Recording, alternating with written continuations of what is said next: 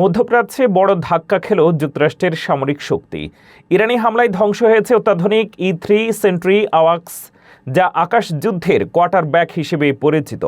বিশেষজ্ঞদের মতে এই ক্ষতি মার্কিন নজরদারি ও প্রতিরক্ষা সক্ষমতার বড় ফাঁক তৈরি করেছে। বাড়ছে নতুন সংঘাতের আশঙ্কাও।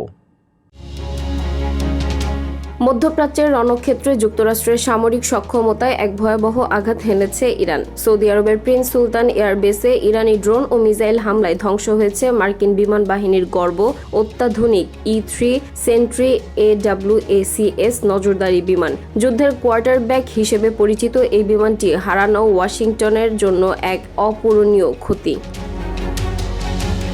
CNN-এর ভূস্থানিক বিশ্লেষণে দেখা গেছে $540 মিলিয়ন মূল্যের এই বিমানটির রাডার ডোম এবং পেছনের অংশ পুরোপুরি ধ্বংস হয়ে গেছে।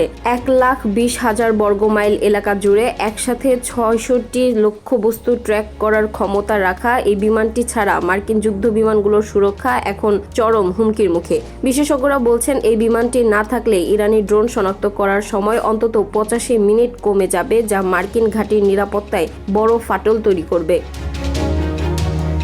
প্রশ্ন উঠেছে, এত সুরক্ষিত একটি বিমান কিভাবে মাটির ওপর ধ্বংস হলো? সামরিক বিশ্লেষকদের মতে রাশিয়া সম্ভবত ইরানকে নিখুঁত GPS স্থানাঙ্ক এবং স্যাটেলাইট ছবি দিয়ে এই হামলায় সাহায্য করেছে। বর্তমানে আমেরিকার কাছে মাত্র 17টি এমন নজরদারি বিমান রয়েছে, যা B-2 বোম্বারের চেয়েও দুর্লভ।